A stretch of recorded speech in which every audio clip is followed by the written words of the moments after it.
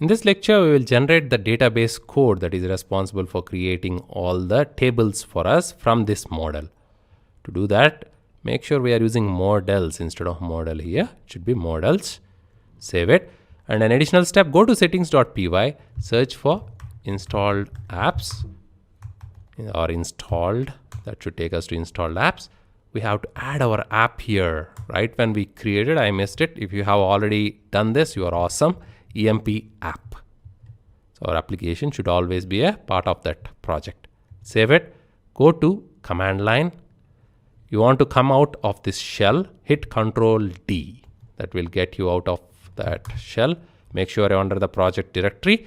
To make migrations, we use Python 3 space manage.py space make migrations is the Django command. Make migrations, all one word. If you hit enter now, it will generate the database code for us from the model class. There we go. It says migrations for EMP app. Under EMP app migrations, it creates a file called 001 underscore initial.py. It says create model employee. So this file will have all the database stuff for us. You can view it by going to Atom. If you go to migrations, see that guy right there. It has all the Python stuff. It knows how to migrations.create model and all that. We need not worry about it. But if you want to see the SQL that will get generated out of it, go to command line and use Python 3 manage.py space SQL migrate. We do not use this command every time. If you simply want to see what kind of SQL internally it generates, EMP app space 0001. That is the number it has here, 3 zeros and 1. So that command again, Python 3 manage.py SQL migrate EMP app 0001. Hit enter and it shows you create model. It shows you the exact SQL it will use to create the table for us. Create table. The table name will be the app name underscore the model name, and then ID is a field which is primary key. It adds it for us by default. It is an auto increment field in the database. That means we need not increment it every time. Automatically it will be incremented in the database. First name varchar 30, because 30 is the max limit we specified in the model, if you remember. Go back to models. There we go. But for email, I have given it as 3. It should be 30. We'll change that in a second. Not null. I have already mentioned that all the fields by default will be not null. We can change that again in the model. Here we can add a property saying it can be null. Null, true, false, etc. Last name, salary is a double. Precision we did not say. Not null again. Email is varchar 3. It should be 30. Not null. So that is the SQL it's going to use to generate or create the table in the database. It hasn't created the table yet.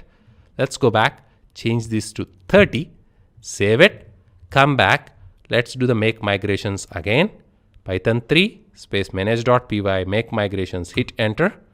There you go. It says altered field email on employee. That is how beautiful it is. You can also see the SQL again by using Python 3 space manage.py space SQL migrate space the application name space the file prefix, which is 0001.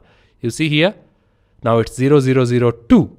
So we should change it to 2. Every time you do the make migrations, there will be a new file that will be created. Hit enter and you see it has altered the field email on the already existing create.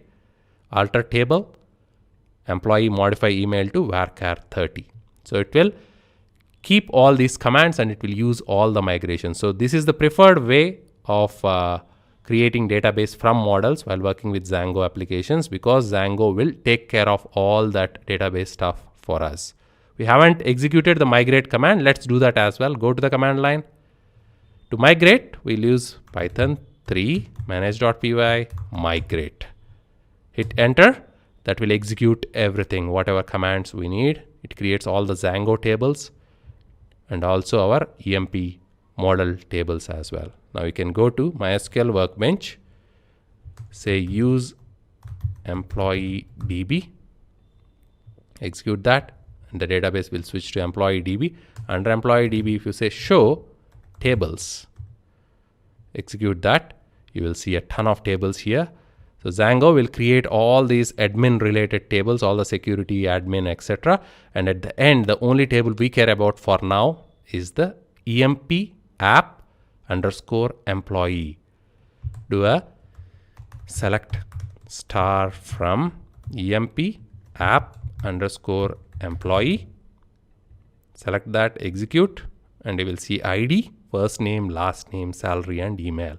So in this lecture, you have successfully made the migrations which will generate the SQL code. You have even looked at the SQL that gets generated, and then you have done a migrate which will execute that SQL. As a result, we got all the tables in the database and also our custom table which we have created.